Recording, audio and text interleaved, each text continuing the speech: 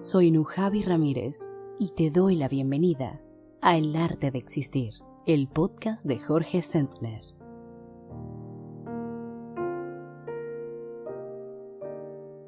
Existir es un arte cuando abordamos conscientemente nuestras relaciones, nuestro trabajo, cualquier aspecto de nuestra vida cotidiana.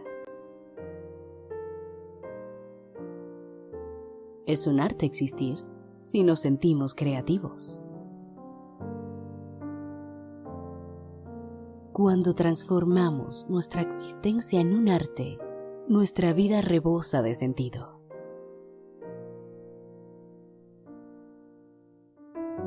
Bienvenida, bienvenido a El Arte de Existir, el podcast de Jorge Sentner.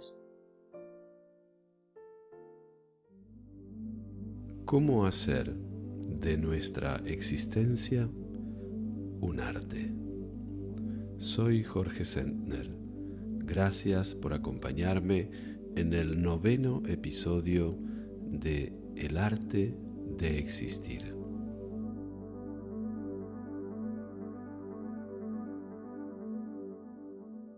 En la presentación del primer episodio de El Arte de Existir, dije que, entre otras muchas cosas, este podcast pretendía convertirse en un lugar de encuentro y en una fuente de inspiración.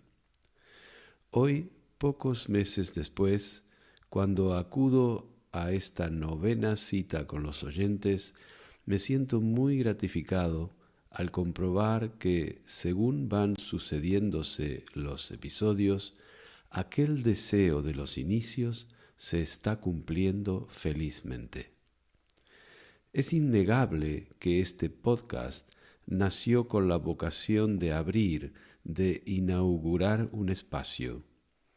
En ese espacio, que no deja de dilatarse, confluyen constantemente personas, inquietudes, sugerencias y proyectos. Así, constato que poco a poco el arte de existir va adoptando el carácter de polo generador que Bruno Gargiulo, Antonio Mazzei, Dmitri Danilov, Juan Cruz Aliaga y otros amigos habían imaginado cuando me sugirieron la idea de hacer un podcast. Fruto de ese fluir, tengo ahora sobre la mesa sugestivas propuestas de talleres, libros, conferencias, recitales, retiros, conciertos, exposiciones, discos. Confío en que todo ello encontrará su momento en el espacio de El Arte de Existir. El presente del podcast se muestra como lo que es: una fuente, un torrente de energía creativa.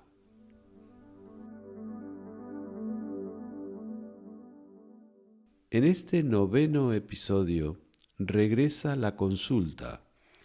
Es Davi Carneiro quien nos acerca a esta sección 5 preguntas de otros tantos oyentes. Aprovecho una vez más para invitarte a que envíes tu consulta, que seguramente habrá de resonar con el interés o la inquietud de otros oyentes. La espero, a la tuya, en el correo electrónico jorgesentner@elartedeexistir.com. También hoy regresa Inspiraciones en la voz de Carla Marcos.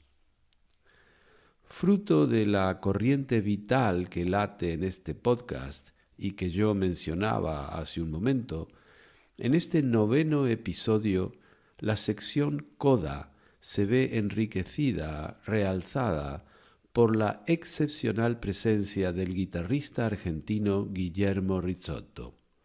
Sí, hoy Antonio Mazzei abre con generosidad el espacio que su piano siempre ofrece a El Arte de Existir. De esa dilatación del espacio, de ese encuentro entre piano y guitarra, nacen unos minutos de magia, de sueño, de vuelo, que nos dicen adiós, que nos despiden Hasta muy pronto. Muchas gracias por acompañarme en el 9º episodio de El arte de existir.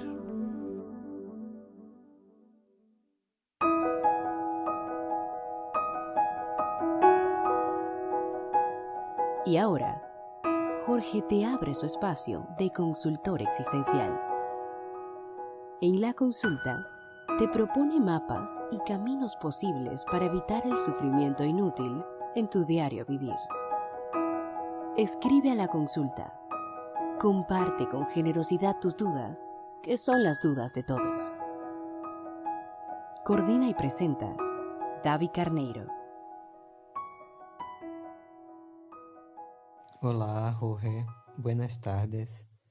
Nuestra primera pregunta ha venido de Sofía, una chica de 35 años de Brasil, y ella nos pregunta sobre la práctica de la atención. Sofía nos pide que comentes de manera resumida qué se trata esta práctica y por qué ella es tan importante. La práctica de la atención, en realidad, es la palabra que se usa en castellano para hablar de lo que en inglés se llama mindfulness y que en origen en India se llamaba dhyana o jhana, según se diga en Pali o en sánscrito. En sánscrito es dhyana, en Pali, que es una lengua más de uso popular, se dice jhana. De hecho, cuando esta práctica pasó a China, se llamó Chan, y luego cuando pasó a Japón, se llamó Zen. Entonces, decir Zen, decir atención, decir mindfulness, decir meditación, son más o menos sinónimos. Y digo más o menos porque la verdad es que de lo que estamos hablando es de estados de conciencia. No estamos hablando de algo que nosotros, los seres humanos, podamos hacer. De hecho, es un poco una aberración decir que hacemos meditación. La meditación no se puede hacer, porque la meditación es un estado de conciencia. Es como si nosotros dijéramos el dormir. Nosotros no podemos hacer el dormir. Dormimos. Y cuando dormimos, pasamos, está estudiado eso, por distintas calidades de sueño que son distintos estados de la conciencia. A veces estamos dormidos y estamos soñando, por ejemplo. En otros momentos estamos dormidos sin ningún tipo de sueño. Son dos estados de conciencia diferentes. Y nosotros no los provocamos desde nuestra voluntad. No podemos decir, voy a hacer tal grado de conciencia. Tampoco el despertar. En un momento dado, de la noche o de la mañana, el individuo que está dormido se despierta. Se despierta, es decir, pasa de un estado de conciencia a otro estado de conciencia. Y todos hemos comprobado que tampoco tenemos el mismo estado de conciencia nada más despertar que después de tomarnos un café o después de desayunar o después de darnos una ducha. Es decir, son estados de conciencia que van cambiando y a lo largo del día tenemos distintos estados de conciencia.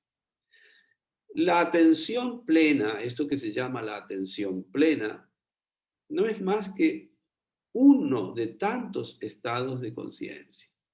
Entonces, a veces nosotros estamos experimentando ese estado de conciencia sin ninguna necesidad de practicar nada, ni de meditar, ni de mindfulness, ni de saber que eso existe. Simplemente porque es propio de la condición humana a veces pasar por ese estado de conciencia que tiene algunas características. Si nosotros observamos a un grupo de niños que están jugando y que están completamente entregados al juego, es evidente que esos niños están en ese estado de conciencia. Quiere decir que están plenamente presentes en la actividad en la que ellos están desarrollando y durará un rato. En los niños es muy accesible ese estado de conciencia. Los adultos tenemos más dificultad. Por eso a veces envidiamos esa capacidad de los niños. Pero no todos los adultos tenemos la misma dificultad. Nosotros conocemos a gente como Picasso, por ejemplo. Y nosotros sabemos que Picasso tenía una creatividad extraordinaria. ¿Y cómo explicaba él esa creatividad? Diciendo que él seguía siendo un niño que jugaba con los lápices y con los carbones y con las pinturas. Él había guardado esa capacidad de estar presente, es decir, de poder manifestar su creatividad, que es una de las características propias de este estado de conciencia al que llamamos la atención. Pero hay gente que lo manifiesta cocinando, hay gente que lo manifiesta trabajando, por ejemplo, orfebres o carpinteros o pintores de paredes o lo que sea. Personas que están naturalmente, plenamente presentes en la tarea que están desarrollando. Ese es lo que llamamos el estado de atención, que no es una atención focalizada, como puede ser cuando nos concentramos en una tarea. Por ejemplo, cuando en la escuela el maestro pide a los niños que focalicen su atención sobre lo que está escrito en la pizarra, por ejemplo, o que se concentren para poder estudiar una lección. No, la atención de la que estamos hablando es otra. Es una atención flotante que no tiene un objeto, no está fijada en un objeto, sino que está abierta a lo que puede ir apareciendo en su campo. La conciencia es un campo y esa conciencia está allí flotando, abierta a todo lo que pueda ir apareciendo en ese instante.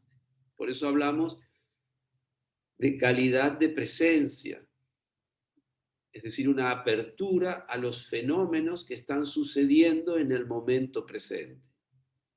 Evidentemente, hay muchos estudios que lo demuestran y hay muchos libros escritos sobre esto, acerca de la amplitud del campo del presente. Esto lo explica muy bien Eckhart Tolle en su libro El poder de la hora. Porque justamente ese poder viene del hecho de que nuestra vida se despliega siempre en el presente. Entonces, en el presente hay una plena potencialidad de ser. Toda nuestra potencialidad de ser se manifiesta en el instante presente. Por tanto, cuando nuestra conciencia está en el presente, abierta a todo ese campo de posibilidades, se llena de poder, como dice Eckhart Tolle. Luego, para no alargarme mucho más, 2 o 3 trucos para practicar esta presencia. Nosotros hemos oído hablar muchas veces de la frase aquí y ahora. ¿Qué es este aquí y ahora? Cuando nosotros nos referimos al aquí, estamos refiriéndonos a nuestro cuerpo, porque nuestro cuerpo físico responde a las leyes de la física y no podemos no estar en este lugar, exclusivamente en este lugar, como materia física que somos. Entonces, si nuestra atención la dirigimos hacia nuestro cuerpo, entonces ya tenemos como un ancla que nos trae la atención a este lugar en donde estamos. Y el ahora es lo que mi cuerpo experimenta. En mi cuerpo, todo el tiempo, las 24 horas del día, se están produciendo movimientos energéticos que emergen a nuestra conciencia bajo la forma de sensaciones.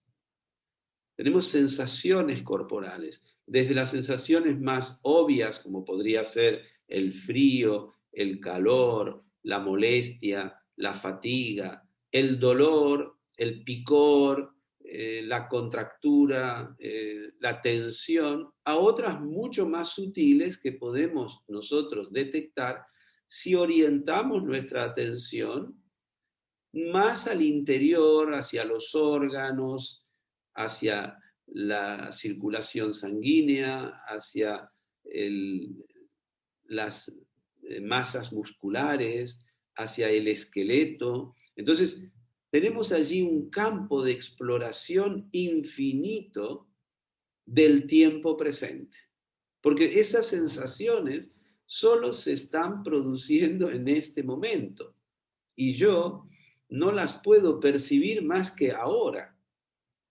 Entonces, si me permito una práctica de observación sutil de lo que me está sucediendo, entonces mi conciencia vendrá al presente. Evidentemente, para tener una percepción y podríamos decir una conciencia de lo que me está pasando en ese plano más sutil del cuerpo, evidentemente digo, necesito un poco de calma, necesito un poco de lentitud, necesito un poco de silencio.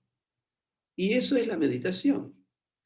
Es, de alguna manera, ir parando la actividad, ir centrando mi atención cada vez en cosas más sutiles. Cuando yo me entreno en percibir sensaciones sutiles, mi atención se afina. No por nada, mucha gente que nos está escuchando habrá oído hablar de la meditación que se llama Vipassana. En los retiros de 10 días de Vipassana se empieza, 2 o 3 días, ya no me acuerdo cuánto, solamente a hacer atención a las sensaciones que se producen alrededor de la nariz como efecto de la entrada y la salida del aire. Entonces, claro, esos 2 o 3 primeros días en los que exclusivamente estás observando el fluir del aire en tus narinas y el cómo en tu cuerpo se produce una entrada de un aire siempre más frío que el que exhalas, y empiezas a descubrir esas diferencias y que no es lo mismo la narina derecha que la narina izquierda y que no es lo mismo a 1 centímetro alrededor del agujero de la nariz que a 3 centímetros, y que vas atendiendo a todo. Lógicamente tu atención se afina, tu percepción se hace muy sutil, de modo que luego te será mucho más fácil también poder observar ya no la sensación corporal, sino el pensamiento que está sucediendo en tu mente en ese momento. Y también la emoción que estás experimentando momento a momento. Si tú practicas esto, con el tiempo te vuelves hábil y rápidamente eres capaz de conectar con la detección de lo que te está sucediendo en un plano físico, en un plano mental y en un plano emocional. Porque claro, en nuestra mente están circulando millones de cosas todo el tiempo. La mayor parte no nos damos cuenta. Esto, la práctica de la atención, es la práctica de una actitud de atención que tiene por característica de no juzgar lo que se percibe. Cuando tú empiezas a juzgar lo que percibes, entonces estás como transformando tu percepción. Esto está íntimamente ligado con lo que también se ha descubierto ya hace unos 100 años en el marco de la física cuántica, ¿verdad? Que la manera de percibir un fenómeno transforma al fenómeno. Esto ya los meditadores hindúes y chinos y todo ya lo sabían hace siglos, milenios.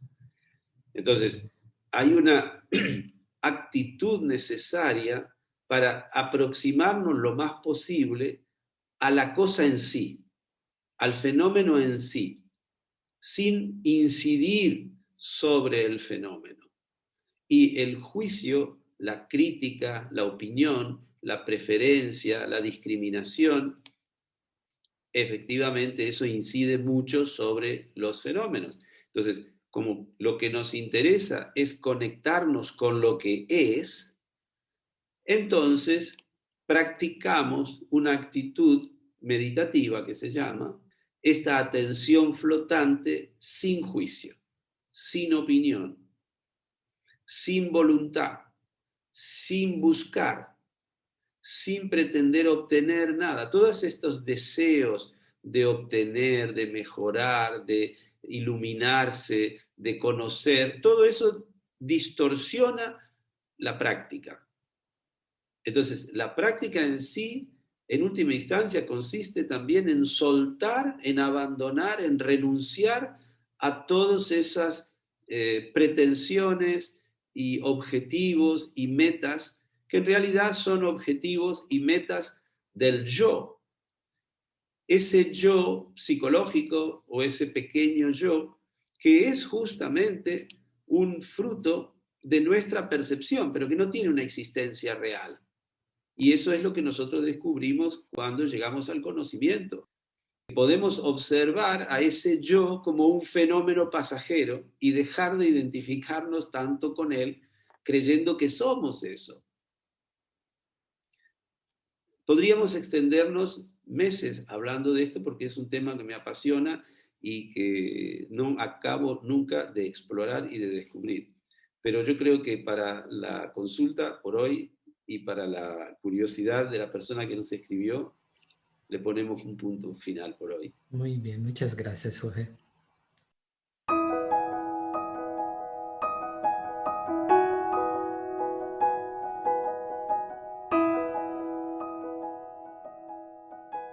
Nos ha escrito también Ana, de Argentina, tu conterrânea, e te felicita por el podcast.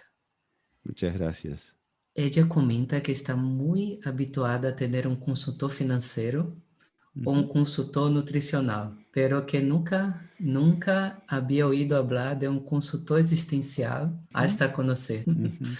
Y nos pregunta de qué se trata esto de consultor existencial.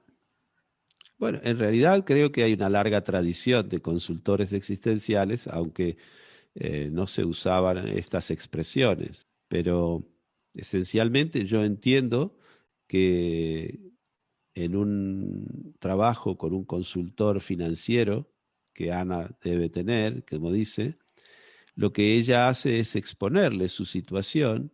El consultor financiero le abre un espacio donde ella puede exponer su situación financiera, sus preocupaciones respecto a sus finanzas, a sus ingresos y sus gastos y su gestión de capital. Y el consultor le expone las posibilidades que tiene para jugar dentro del tablero de las finanzas, ¿verdad? Y de cómo administrar. Fíjate que un consultor no es exactamente un consejero. Nosotros vamos a una consulta con un consultor financiero porque se supone que el consultor financiero maneja una cierta información acerca del funcionamiento del mundo de las finanzas. Bueno, en la consulta existencial tiene bastante parecido en otro orden de la vida. Vas a ver a una persona que te abre un espacio en el cual vas a exponer aquellos aspectos de tu vida en los que tú sientes que de algún modo te aprieta el zapato, ¿no es cierto? Te duele algo o no fluye tu vida en algún aspecto. Y entonces lo que el consultor te facilita es la exposición, la expresión de esa problemática. Muchas veces en la propia exposición ya empiezan a surgir, digamos, aspectos que la persona, al no hablar con nadie, no los ve. Y el trabajo del consultor está muy basado mucho en preguntarle a la persona, en tal vez hacerle las preguntas que la persona está evitando hacerse. Entonces, se da por hecho también que este consultor, así como el consultor financiero conoce algunas leyes del funcionamiento de las finanzas, el consultor existencial tiene algún conocimiento, estoy hablando de conocimiento, no de saber, sino que tiene por experiencia el conocimiento de algunas leyes de la existencia humana. Y en última instancia, muchas veces solo se trata de situar lo que la persona, el consultante, está aportando en el contexto de la existencia humana. Muchas de las problemáticas que me llegan a la consulta, en realidad, una vez que las comprendes y entiendes de que lo que te está pasando es exactamente lo que le puede pasar a una persona, no estás viviendo nada equivocado. Eso ya genera una cierta paz interior y una cierta mayor capacidad para sobrellevar esos asuntos de la existencia. Entonces, tiene mucho que ver con el conocimiento de las leyes de la existencia. Lamentablemente, nosotros nos mandan a la vida sin una hoja con el modo de empleo para la vida. Y entonces, bueno, en la consulta lo que hacemos es tratar de detectar esos problemas o esos hechos que están siendo vividos como problemas, contextualizarlos en el ámbito de la existencia humana. Cuando hablo de esto, hablo justamente de tener conciencia de las limitaciones propias de la existencia humana, de no pedirle a la existencia humana lo que la existencia humana no puede dar, de simplemente, en el fondo, aceptar los límites de la condición humana. Eso ya muchas veces nos ayuda a sobrellevar las cosas. Y luego, claro, luego depende de cada asunto específico que la persona puede traer a la consulta.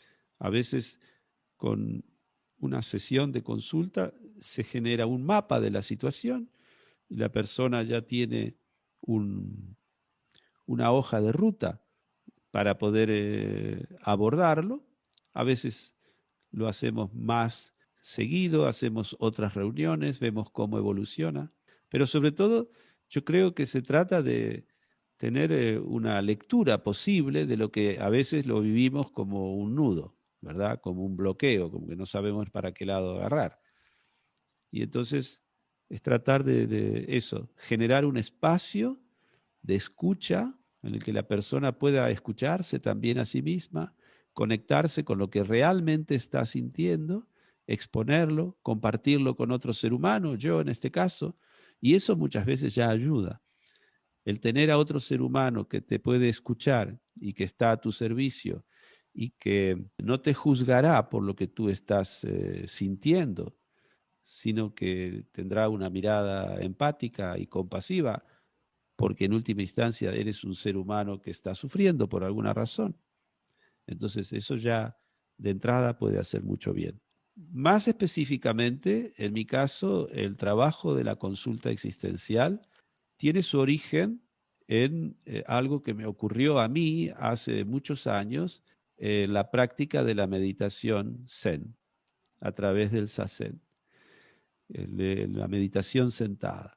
La tarde, en el centro de meditación al que yo iba, simplemente tuve como una especie de gran estado de conciencia particular, de un darme cuenta, en el que tuve una comprensión de muchas cosas referidas a la existencia, resumidas en un instante de comprensión de quién soy yo.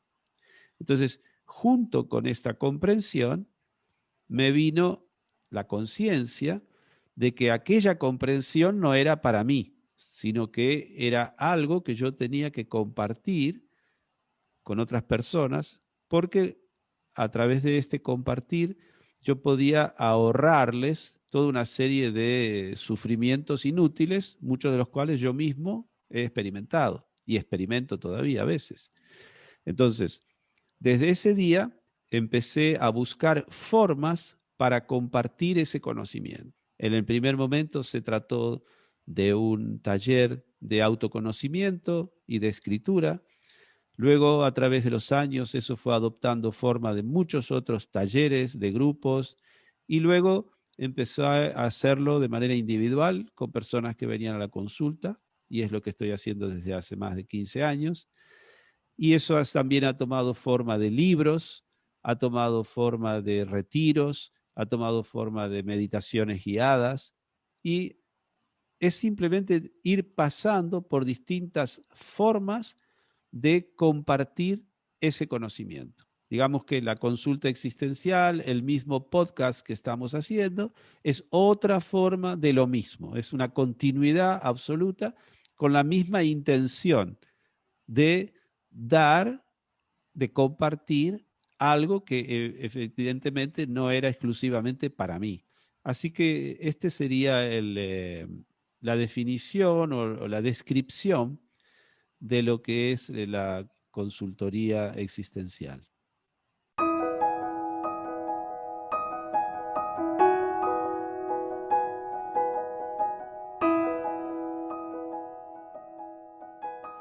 Jorge, la próxima pregunta ha venido de Lucas Pérez, de Barcelona, que nos cuenta que su grupo de amigos está siempre concentrado en los smartphones y él tiene la impresión que ellos no le escuchan. ¿Tenemos que volver a aprender a escuchar a los demás? Pregunta Lucas. ¿Nos recomendaría algún ejercicio para practicar una escucha más activa? Mira, los chicos o jóvenes, supongo, del grupo de Lucas, tienen una escucha muy activa de los smartphones. Es decir, que tienen una atención muy grande al smartphone. Pero él tiene razón, es parte de lo que pasa en esta época, ¿sí? Mi sugerencia para practicar una escucha más activa pasa por explicarle tal vez que la escucha al otro empieza siempre por la escucha a sí mismo. Si nosotros no estamos conectados con nuestro interior, no tendremos capacidad de escuchar como Él pide a las otras personas. No tendremos una escucha de calidad. La escucha de calidad se produce cuando tú estás presente ante el otro. Y no hay presencia si no hay conexión con el mundo interior, con lo que te está pasando. Entonces, mi sugerencia es que, por ejemplo, practique algún tipo de meditación. Generalmente, cuando nosotros sentimos que a nuestro alrededor nuestros amigos no nos escuchan, es decir, que tenemos una sensibilidad muy alta a esa especie de desconexión, tenemos que empezar a preguntarnos cuánto nos escuchamos a nosotros mismos. Lo que Lucas está sintiendo se llama falta de escucha, pero a él le parece que es el grupo de amigos el que no escucha. Sin embargo, la falta de escucha la está registrando él en sí mismo. Generalmente esto es una proyección. Por eso digo al principio que conviene que él empiece por escucharse. Cuanto más se escuche con calidad a sí mismo, menos le va a parecer que los demás no lo escuchan. porque lo que vibrará en su organismo es la energía de la escucha, que es lo que le está faltando. Él cree que no le llega desde afuera, pero eso es simplemente una percepción.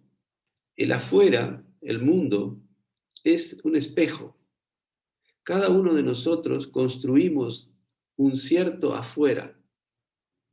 Entonces, tenemos que empezar por ver qué pasa en nuestro interior y qué mundo estoy construyendo desde mi interior. Si él va a vibrar en la energía de la escucha atenta, entonces va a ver que proyectará hacia el mundo esa energía. Él actualmente está proyectando la falta de escucha. Entonces tiene que empezar por producir esa escucha en su interior, escucharse mejor y más a sí mismo y escuchar mejor y más a sus amigos. Entonces, su vivencia será de que entre ellos hay más y mejor escucha. Así funciona.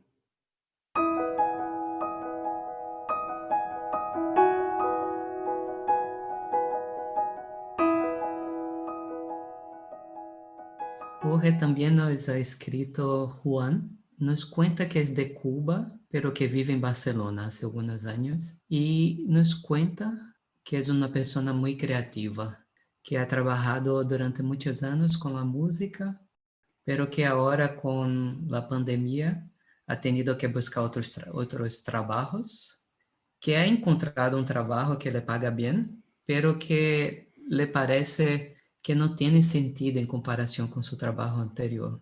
Y Juan nos pregunta cómo lidiar con esta sensación, ¿no?, de falta de sentido relacionada con su actividad actual.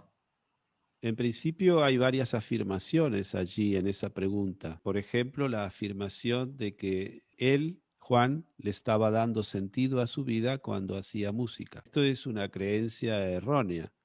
Es creer que él tiene que darle sentido a su vida y que él tiene que decidir con qué actividad le estará dando sentido y cuáles actividades no les dará sentido a su vida.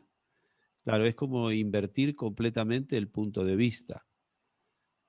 Es creer que uno es Dios, digamos. Antes que nada, yo creo que me gustaría decir algo respecto a la primera afirmación, que es que él es muy creativo. Yo creo que todos somos creativos. Nadie, ningún ser humano puede considerarse no creativo, porque los seres humanos somos los creadores de nuestra propia realidad. Estamos constantemente creando a la persona que somos en ese instante.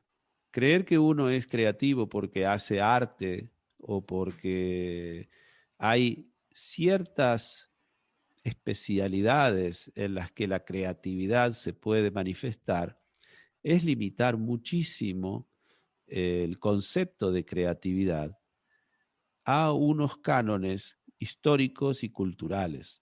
El arte tal como nosotros lo concebimos es algo bastante reciente en la historia de la humanidad.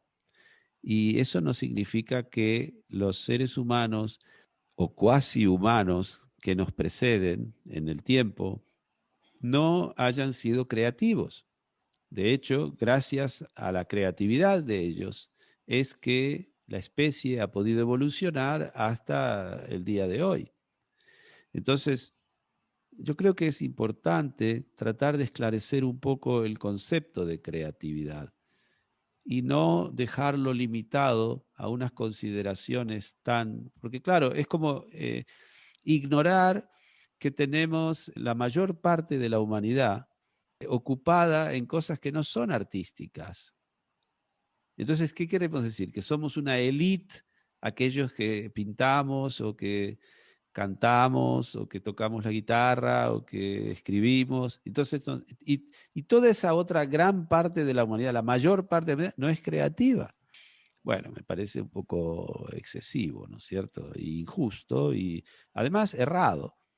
Todos tenemos el ejemplo de personas que en nuestro propio hogar son creativas a la hora de tender una cama, y son creativas a la hora de cocinar, y son creativas a la hora de hablar con un perro. Entonces, la creatividad es algo que no nos podemos impedir.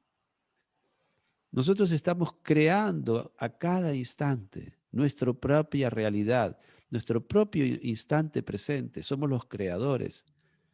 Por eso es que podríamos decir que la realidad en su conjunto es el fruto de una co-creación en la que cada uno de nosotros estamos dando nuestra parte alícuota de creatividad. Yo he realizado a lo largo de los últimos 20 años muchísimos talleres y cursos, y algunos de ellos basados en la creatividad.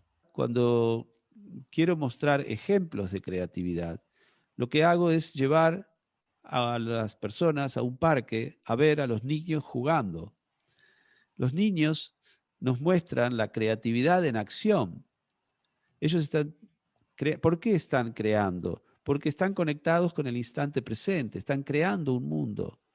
Y lo mismo nosotros sin darnos cuenta. Quiero decir que la creatividad tiene mucho que ver con el juego, tiene mucho que ver con una actitud lúdica, no excesivamente seria, de no cargarlo con todo el peso del yo, yo, yo. Entonces, si volvemos a la pregunta de Juan, lo que yo le sugeriría es que observara la actitud con la que él se ha dedicado a la música y que observe la actitud con la que se dedica al actual trabajo, tiempo en el que no puede ser músico. Y verá que lo que cambia radicalmente no es lo específico que él hace, sino su actitud. Él se predispone con la música a ser feliz y a sentirse realizado, y se predispone a no sentirse realizado y a ver que no tiene ningún sentido la otra actividad. Pero es porque simplemente él está actuando en un caso y en el otro con una intención diferente. Entonces, aquí lo importante es que él pueda observar cuál es la intención con la que él hace música. Evidentemente, lo podemos decir, sin darse cuenta, por otro camino, él está haciendo música con la intención de realizar su potencial como ser humano. En tanto que el otro trabajo lo hace con la intención de ganar dinero para vivir. Al cambiar de intención, el resultado como experiencia interna cambia. Bastaría que él hiciera el nuevo trabajo con la misma intención de expresar su potencial humano, y entonces su sentimiento sería muy diferente. Entonces, es un tema de intencionalidad y de autocondicionarse a que cuando estoy haciendo música, entonces la vida tiene sentido porque yo soy músico. Cuando estoy haciendo el otro trabajo para ganarme el pan, la vida carece de sentido porque yo no soy panadero o yo no soy lo que sea, abogado, digamos. Pero es una ilusión de ser algo. Cuando nosotros profundizamos y vemos que hagas lo que hagas, eres tú, no te identificas tanto con lo que estás haciendo o con la obra que realizas, y entonces verás que lo que te da sentido a la vida es la conciencia de ser. Y eso también te da una especie de gran libertad para, en distintos momentos, poder pasar por distintas actividades o distintos roles para mostrar tu creatividad, que hoy puedes crear a un músico y mañana puedes crear a un abogado.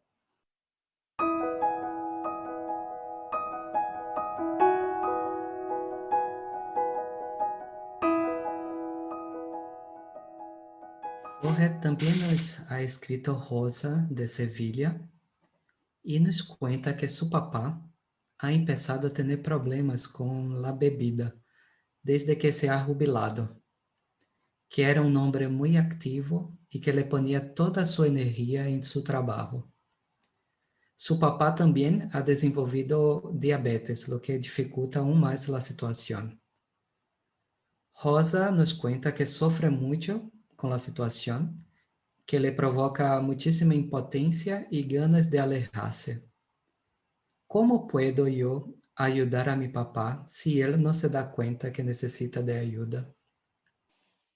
En el caso de Rosa, habría que discriminar bien las dos cosas que le están preocupando, porque ella hace dos preguntas en una.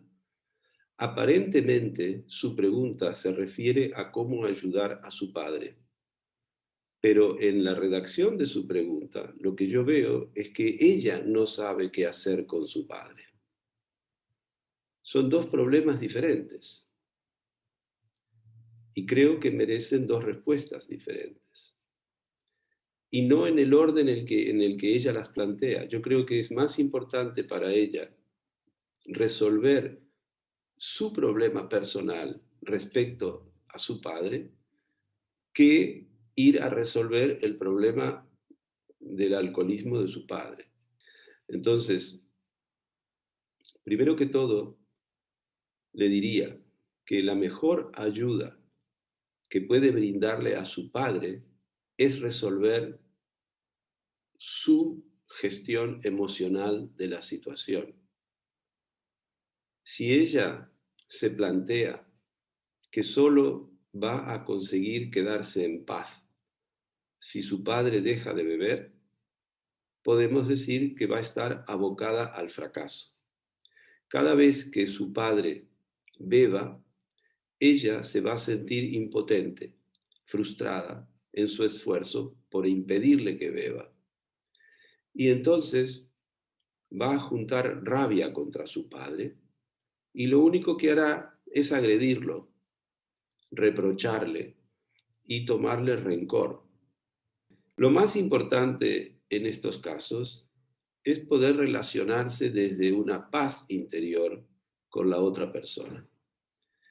Y no vamos a encontrar paz interior si no partimos de aceptar el destino de la otra persona. Yo sé que parece muy duro esto, más tratándose de un padre. No estoy diciendo, bueno, deja a tu padre que haga lo que quiera y es... No, no me refiero a eso. Me refiero, intenta encontrar paz en tu corazón, cualquiera sea el destino de tu padre. Nosotros no podemos situarnos por encima de nuestros padres.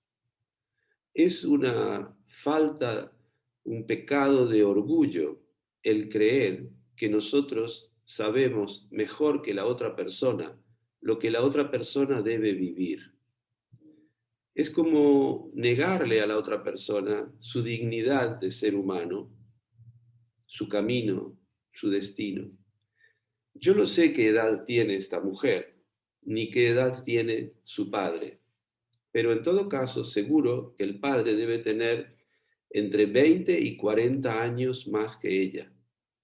Es decir, entre 20 y 40 años más de experiencia como ser humano, de experiencia de estar en la tierra como ser humano. Y me parece muy pretencioso ir a darle lecciones de cómo tiene que vivir a una persona que nos lleva una ventaja de entre 20 y 40 años de conocimiento de la realidad de vivir en la tierra. Entonces yo creo que lo primero sería acercarnos al otro humildemente y respetando su destino. Nosotros no podemos saber si el destino que está escribiendo su padre, porque cuando hablo de destino, no estoy queriendo decir que en algún lugar hay un gran libro donde está escrito el devenir de todas las personas. No es así. Yo entiendo que el destino lo estamos escribiendo cada uno de nosotros en el tiempo presente. Es como un doble movimiento de escribir nuestro destino y cumplir nuestro destino en el mismo instante. Y nosotros no tenemos el derecho a cambiarle el destino a una persona que nos lleva una ventaja enorme en la experiencia de ser un humano. Para resumir, yo le diría a Rosa que se centre en encontrar su corazón, en aceptar a su padre y honrarlo, en ser humilde ante él y no creer que ella sabe que su padre no se tiene que morir de diabetes o que tendría que vivir de otra manera soportando la existencia. En este momento, este señor, para soportar su existencia, está echando mano del alcohol. Y posiblemente nos preocupa si se trata de nuestro padre. ¿Cuántas personas en nuestra sociedad, en una sociedad en la que muchas veces a los hombres y a las mujeres que llegan a la tercera edad se los minusvalora, se los margina, se deja de considerarlos dignos? ¿Cuántas veces no condenamos a estas personas a que vivan sumergidas en drogas, en tranquilizantes, que se venden en las farmacias, pero muchas veces son más potentes que el alcohol que se puede vender en un supermercado, en un bar? Entonces, que miremos de frente esta realidad. Este es el mundo en el que nosotros vivimos y que no nos contemos películas de eternas felicidades.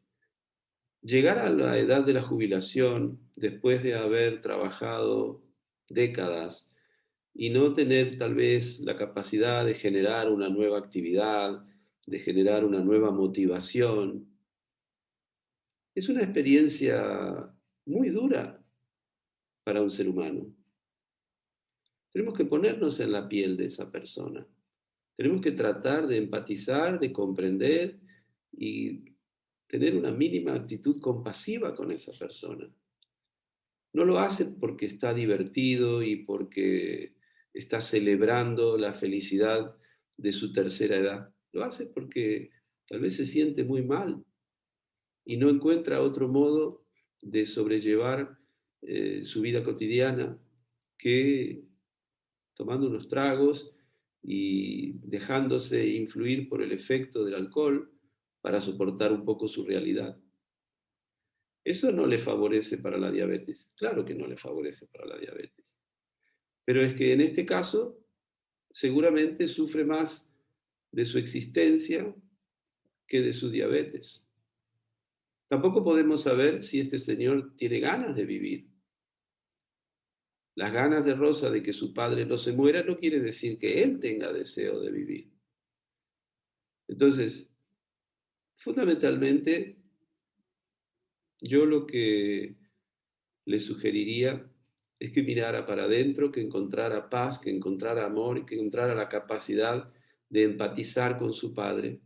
Y tal vez eso sea la puerta de entrada para un acompañamiento amoroso, próximo, a estos años de su padre, que son años que no vive tan contento como cuando estaba ocupado y empleado y con el tiempo lleno de actividades. Esto es todo para ella.